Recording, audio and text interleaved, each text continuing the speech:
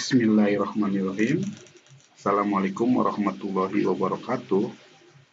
Pada bahasan kali ini saya akan lanjut mengenai pembahasan IP, yaitu saya akan coba menjelaskan mengenai IP public, apa itu IP public, dan apa itu IP privat.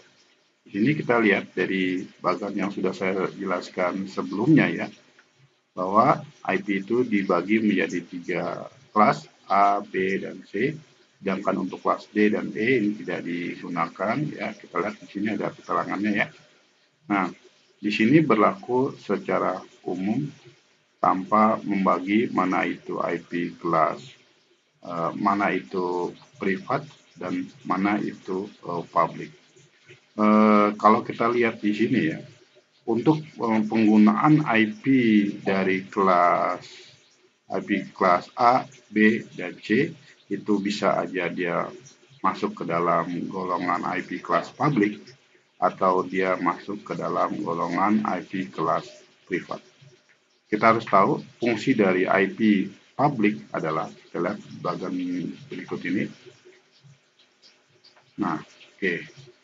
Nah, di sini adalah IP publik biasanya diberikan oleh pihak provider kepada pelanggannya agar pelanggannya bisa lakukan browsing keluar ke jaringan internet.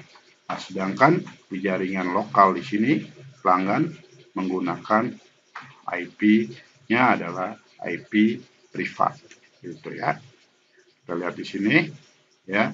Nah, kalau kita lihat di dalam range ya mengenai IP privat ya, IP privat artinya IP yang biasa kita gunakan untuk jaringan lokal kita ya. Maka kita lihat di sini. Oke, di kelas C ketika IP-nya mempunyai nomornya adalah 192.168 dan 00 sampai dengan 192.168 ya di sini ya. Lihat di sini 255 berarti ini adalah golongan dari IP kelas golongan dari IP kelas privat.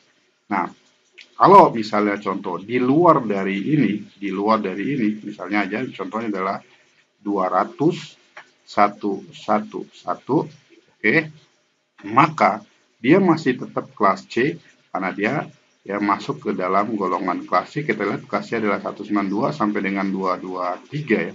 Tetapi ya dia adalah IP public. Tetapi dia adalah IP public. Karena di sini untuk IP ya, IP privatnya adalah untuk IP privatnya adalah range-nya adalah 192.168.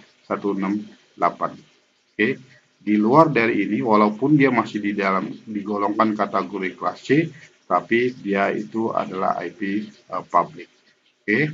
Kegunaan dari IP public apa aja selain untuk browsing ke internet? Biasanya ya IP public digunakan juga untuk sebagai pointing nama domain. Jadi nama domain itu ya, misalnya contoh kita browsing domain yang namanya lah abc.com contohnya ya, abc.com, maka biar bisa di browsing oleh umum, maka abc.com harus di pointing ke dalam IP public, ke dalam IP public. Boleh saya akan coba ya, kita lihat di sini. Bagaimana sih cara mengetahui dari IP public yang diberikan provider kepada kita? Gampang aja, kita bisa browsing alamat ini, begini ya. What's my IP address? Nah, nanti di situ Anda akan melihat IP Anda ini. Kita lihat ini masuk ya, IPv4 ya. Di sini IP public yang diberikan kepada Anda ya, IP public yang diberikan kepada Anda dari provider adalah 180 ya. Oh sorry, di sini ada 180 ya. Oke, 180 ini berarti masih dalam golongan IP kelas B. Ingat, untuk IP kelas B dimulai dari 128 sampai dengan 191. Lihat diagram ini. Untuk kelas B 128 sampai dengan 191. Karena dia masih masuk ke dalam golongan ini, ya, maka walaupun dia masih dalam golongan ini, maka dia adalah dinamakan, kalau kita lihat ini masuk ke dalam golongan kelas B, maka dia disebut dengan IP kelas B, tetapi dia adalah public ya. Oke, kelas 80 masih masuk ke dalam golongan kelas B.